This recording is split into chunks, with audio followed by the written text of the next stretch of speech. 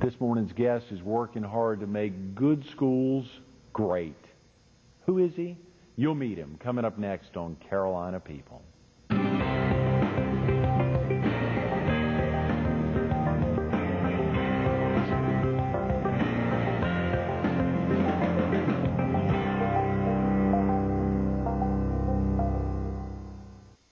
Good morning. Welcome to Carolina People. This morning with the Myrtle Beach Herald. We're focused on the school foundation to benefit Florence District 1.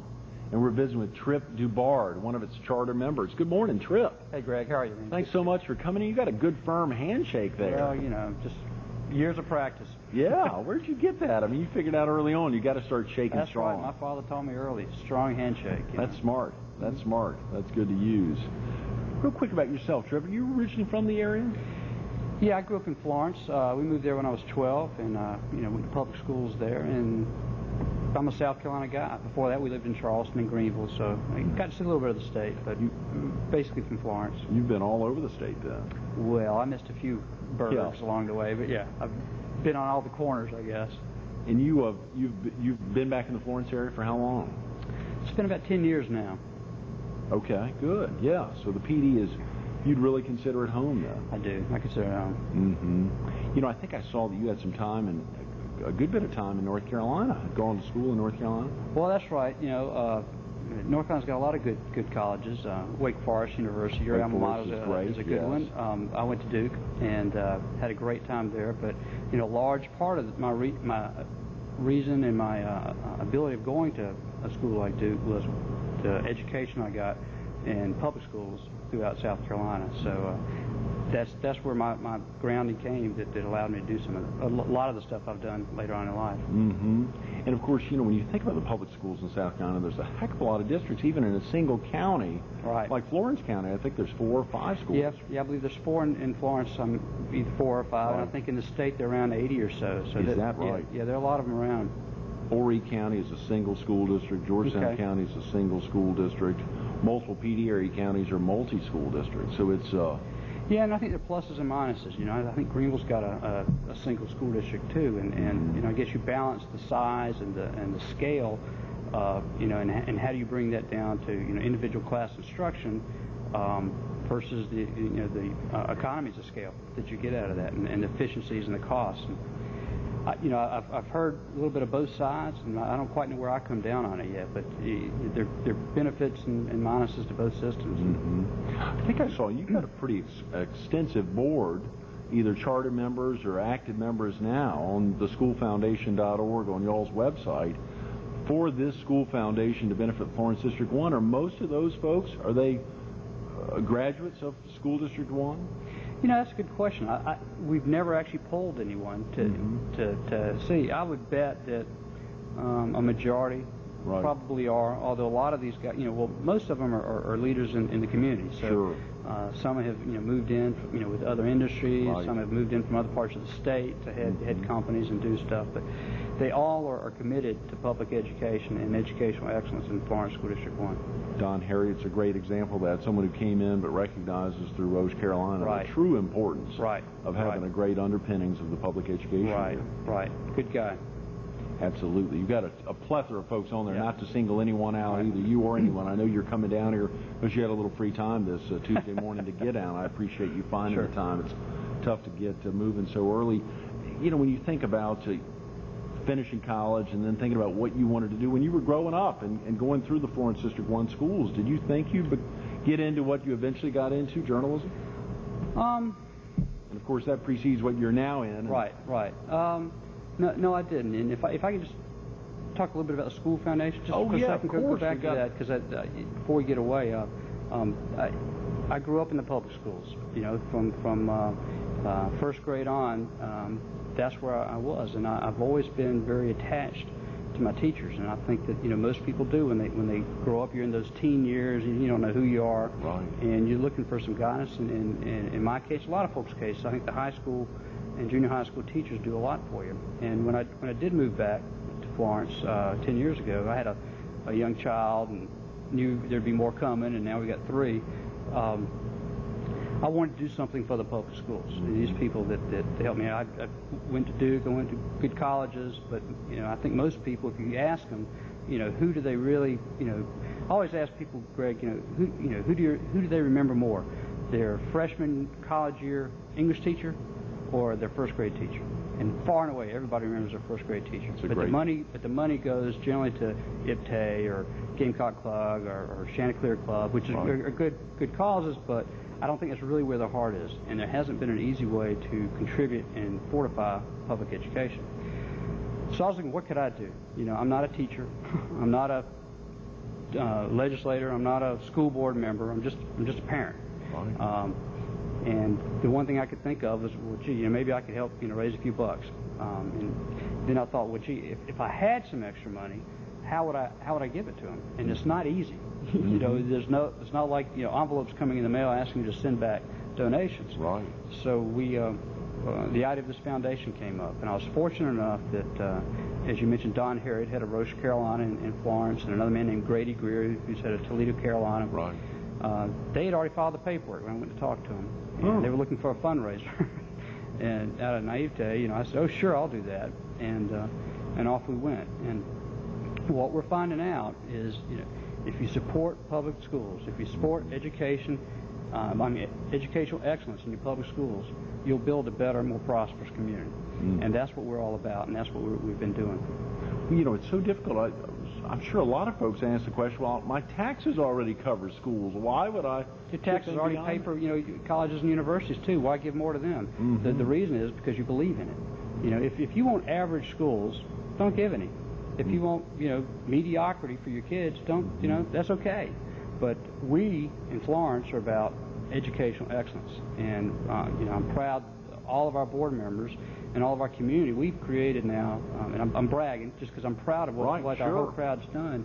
Our community has created the largest private endowment for public schools in South Carolina. Oh, come on. $1.3 million now in the bank out of little old Florence, for School District 1. And as you may know, the interest that generates goes back into the district. And we've since said that since we reached the 1 million, which was our benchmark before we became active, now what we do is half of all the donations we get go into the endowment to keep that growing. The other half is available for that year's distributions. So we're still growing, but so far we think at the end of this year we will have pumped in about $100,000 into the school district, and of course that should increase through the years. Now the website talks about most of these grants are at the $10,000 or larger, around the $10,000 level. Is that correct? Yeah, 10,000 is sort of an arbitrary benchmark, or arbitrary cutoff. But what we're trying to communicate is, we're not about nibbling around the edges. We're not at the size yet where we can really be the force that we want to be. But we want to have impact in the district. We want to work with the district, find out where the needs are, and we're not. When I talk to groups, I say we're not about a computer in the library. We're about computers in all the libraries. Right. We're not about the things that taxpayers should generally be paying for, like utilities or paper. Right. We're about the icing on the cake, those things that really punch through and bring some excellence in the schools. And that's critical. And so oftentimes, I'm sure the teachers must get very frustrated in the classroom because they know that oftentimes they're bringing stuff from home or they're chipping dollars of their own in. Right. Teachers give a lot, and not only of time but of money. You're right. And frankly, I think we all should be a little embarrassed by that. That we pay them so little and they give so much over and above what we expect them to do out of a job. I think as much as anything, coming from a community like Florence, it's frustrating to see some of the richer school districts, either in our state or elsewhere, that have a lot of neat stuff and cool programs their kids get to do, and realize why can't we? Right. And again, I think if you communicate to people and you reach in their heart, and who is important to you, it's your child, it's your community, it's the teachers that made you who you are. Wouldn't you want to help make them be excellent? as opposed to some college in North Carolina, which I feel strong for Duke, but I'm going to give my money to Florence School District 1. Sure, you're wearing a Duke blue jacket and a UNC blue shirt. Gosh, you better be careful there, man. You're really a Tar Heel fan. You know, and I'm sure there's two critical questions that probably a lot of folks ask, or they want to ask, and it may be a sensitive answer. How'd you pick Florence District 1 as opposed to the other districts within the county or any other districts? And, of course, there were some critical people kicking it off. But secondly, in another way, I can't remember the second question. Excuse me. I'll remember as your answer. You may give you 1 second? That's right. Yeah. How'd you end up deciding on Florence District 1? Well, you know, you do what you can do, right? You start where you can. And Florence District 1 is where the bulk of the businesses, major businesses in Florence County are. Right. Whether you like it or not, you may agree or not, but, you know, we tend to think that that's where, you know, most of the economic activity that drives the PD comes from. Right. And we could have tried to do all the PD, sure. Although there is already a PD Education Foundation out there. But we're afraid that may dilute the effort too much. And if all you can do is all you can do, which is my going phrase, all you can do is all you can do, we were going to start with Florence School District 1. Sure. Try and strengthen that. There's 23 schools, 14,000 students. I saw that. The engine of you know, our little corner of the world. If we can get that going, then we hope the rest will follow. Mm-hmm. You know, that'll peel off. And we're certainly willing to help any other community do it. I've spoken at, you know, one of the Richland school boards. They're interested in doing a foundation. Right. Horry County's had a little nibbling interest in it, and you know, I personally be willing to go wherever I could. This is something that's easily replicable in any other community. All it takes is a lot of energy and willingness to support educational excellence. And even though y'all are the largest in the state, you're not the first in the state. There are 4 or 5 other education foundations. It's really been hard to find out. There's no sort of central coordinating house there. I talked with Superintendent of Education Inez Tenenbaum. She was actually at our last fundraiser for the school foundation, and you know, she knows of there are probably maybe 10 or 12 out of the 80 or so districts. Sure. There may be more, but I just don't know. But and there are some that raise, you know, I think most of them spend what they raise. You know, that whatever comes in that year goes out that year. We're different in that we're trying to build an endowment that'll be there for years, and will constantly, you know, be able to grow the district. Right.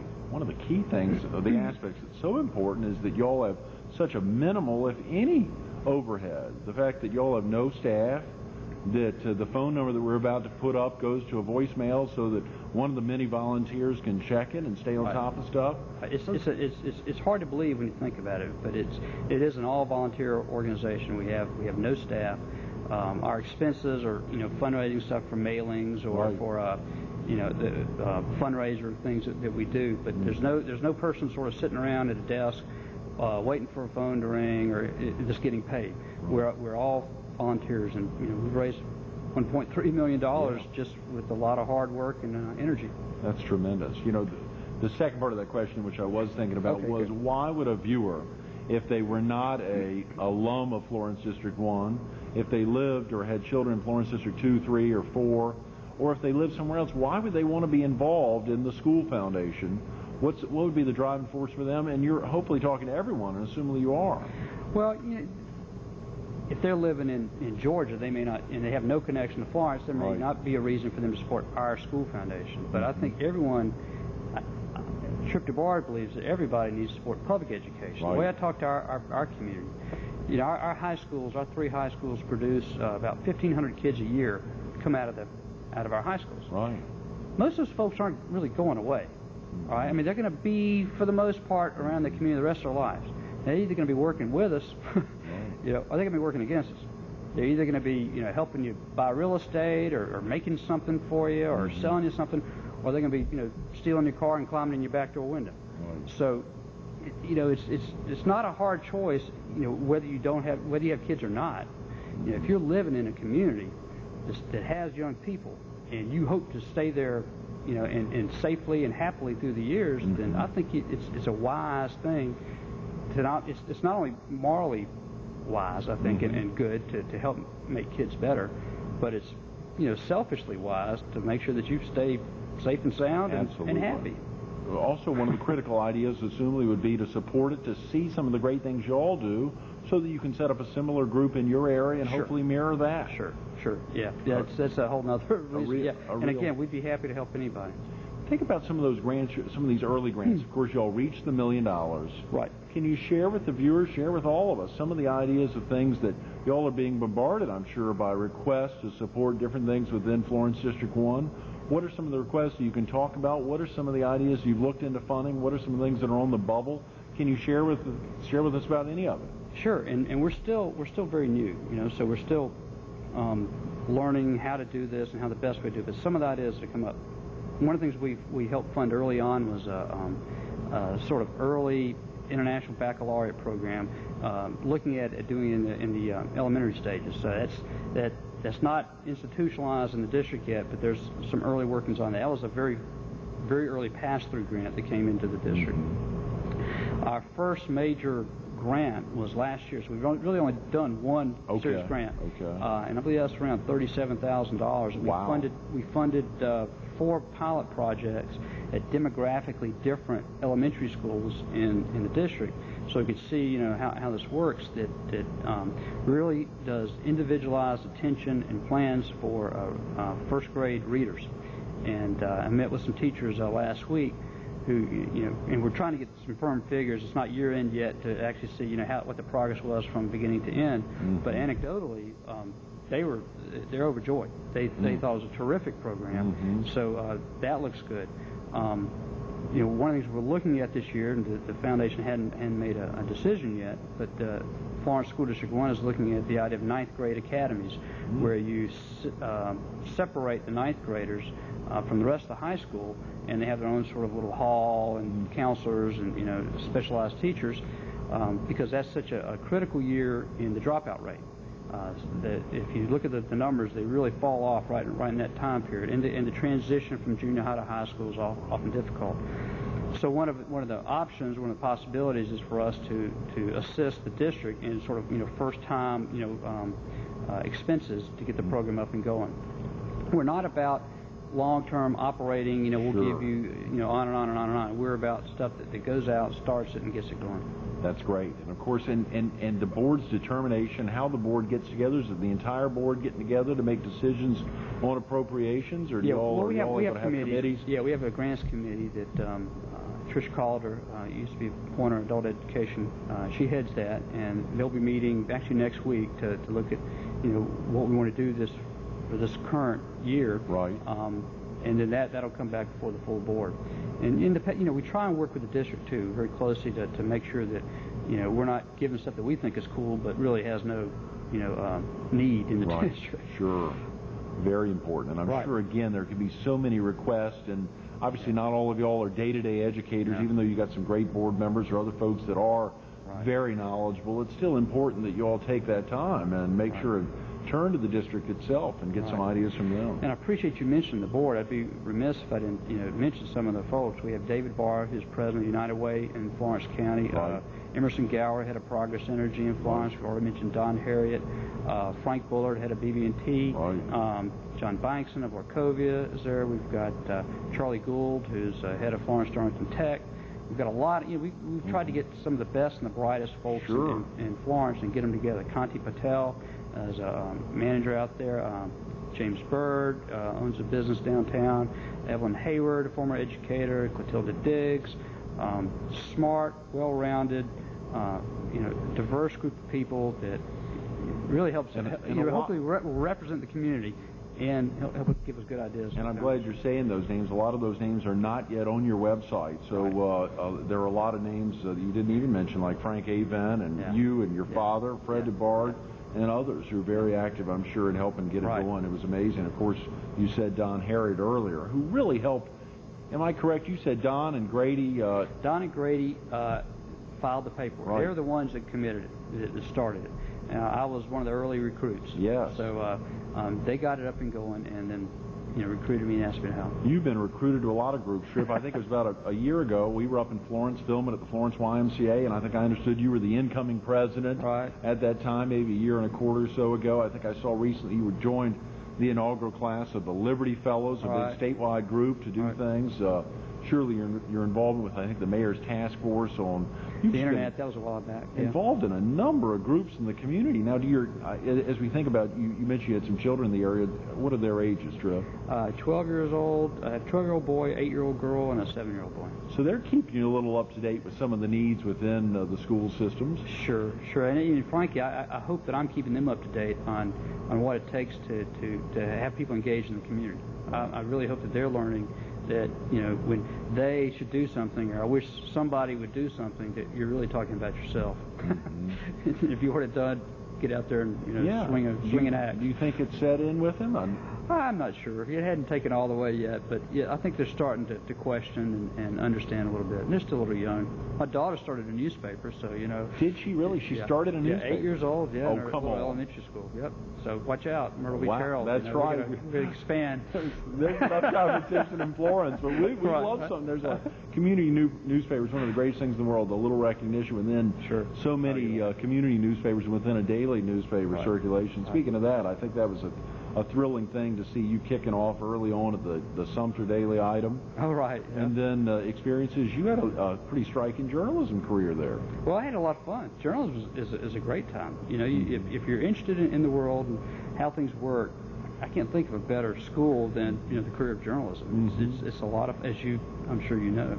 I'm learning a little bit about it. That's right. I think I later saw you were with the AP for a while, but I think you were the State House. Share with viewers real quick your transition. Okay. I after college, I traveled for about a year overseas, just working odd jobs in Europe, and came back.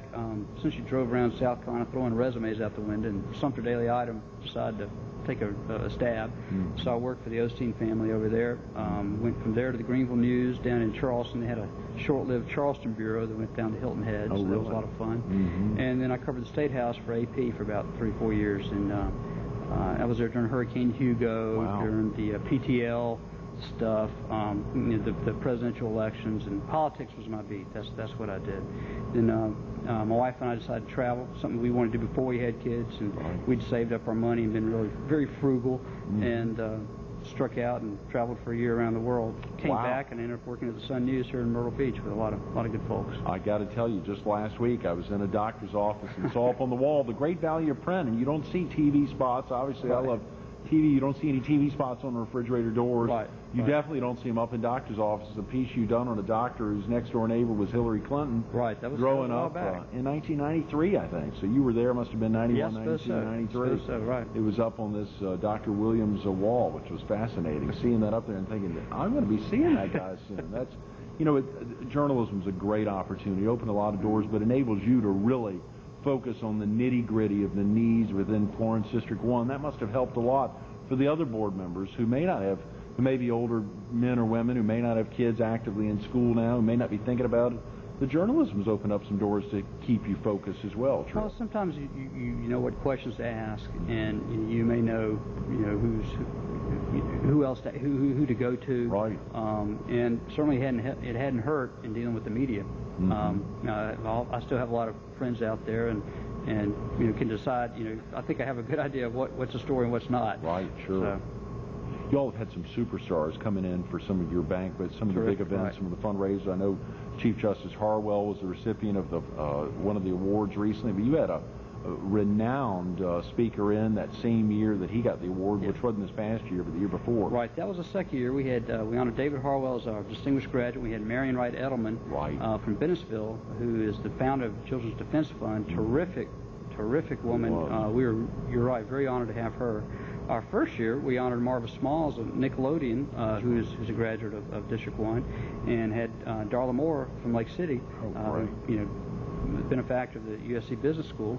And this past year, we had Jerry Richardson, the owner of the Carolina Panthers, whose wife graduated from District 1, and they were there. And our distinguished graduate was Harry Carson, 9-time All-Pro linebacker of the New York Giants, who graduated from District 1 school. So we've had some good folks. Yeah. And I can't tell you who it'll be this year. Oh yeah. But we're and we're trying to. The thing we try and do with our we don't call them galas, we call them celebrations. We try and have fun. I go to, and I'm sure you do too, go to too many, sit down, eat some chicken and listen to someone, yell at you for a while. We're trying to have ours be fun. And so that's every year we try, and this year is no different. We're really working hard to make it something people want to come back to. You're really celebrating the educators as well. Absolutely. You've got a lot of them out there. That's right. That's right. Tripp, when you think back to kicking it off in 2000, we're now 5 years in from when you all kicked it off, well before you could begin having celebrations, well before you could even begin thinking of reaching $1 million. You all set that goal. You've met it. What's the next goal? Well, obviously, getting the money is only part of it. Improving the schools, assisting the schools, helping. That's where it'll really matter. So, again, what can I do? From our standpoint, we're still trying to raise more money. $1 million sounds like a lot. It kicks off, maybe $30,000 to $50,000 a year. With other income, you may get it up to around $100,000 at just $1 million. But $100,000 is a lot of money. But in our school district, the budget's like around $90 million. So I'm not saying money alone will do it, but our goal is to continue to build the endowment so that we can have the resources, continue to have a very sharp, committed board members, school foundation board members, so that they can focus on they can make good decisions, and then work very closely with the district so that we can help prioritize, and we can see what their priorities are, so that we match up their needs with our resources and really get a boom in education. The boom, what it's about. Thanks so much for being with us this morning, Tripp. Yeah, enjoy it. Absolutely. Stay tuned to more Carolina People with Tripp DuBard coming up next.